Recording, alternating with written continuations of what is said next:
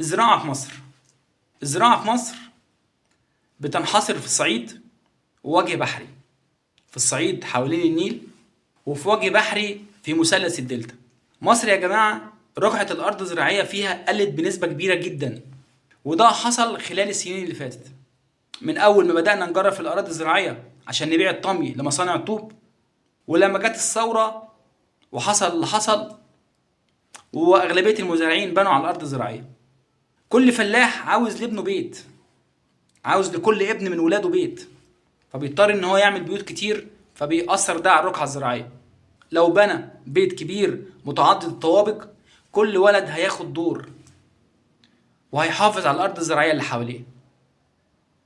دلوقتي لما بنروح الفلاحين أو بنروح الصعيد أو بنروح بلدنا، القرى كانت حجمها قد كده والأرض الزراعية كانت ضخمة حوالين القرى.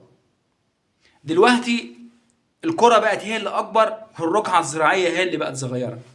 البلد اللي ما بتمتلكش قوتها بلد ضعيفة، وبتفضل عمرها ضعيفة، وبتفضل طول عمرها محتاجة للي حواليها عشان الناس تسندها، عشان معهوش لقمته.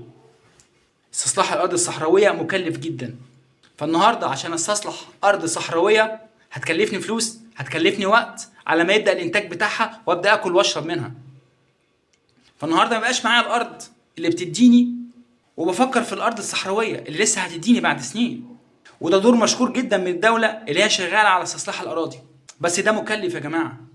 فياريت نحافظ على الرقعة الزراعية اللي موجودة، بالإضافة اللي احنا نزودها باستصلاح الأراضي، بجانب إن احنا لازم نرجع للتقليد القديم، إن احنا نسلم 5 فدادين لكل شاب. فين شباب كلية الزراعة؟ فين شباب دبلوم زراعي؟ النهارده لازم اربط الدراسة باستصلاح أراضي. النهارده الطالب الجامعي لازم، وده لازم يطلع بيه قانون، ان هو يستلم 5 فدادين ويديهم هديه لبلده. مش هديه لبلده ان هو بلده تاخدهم منه، لا، هديه انتاجها. لما يزود الرقعه الزراعيه ويزود قوته شعبه، يبقى هو كده هدى بلده، كده اشتغل لبلده. لازم يا جماعه من النهارده نحافظ على الرقعه الزراعيه في مصر. لازم نحافظ على قوتنا، لازم نخاف عليه.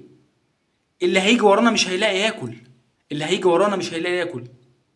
الحكومة والشعب لازم يشتغلوا على استصلاح الأراضي. الزراعة والصناعة هما جناح أي دولة في التقدم. أتمنى إن احنا نحافظ على أرضنا ونزودها ونشتغل عليها. شكرا.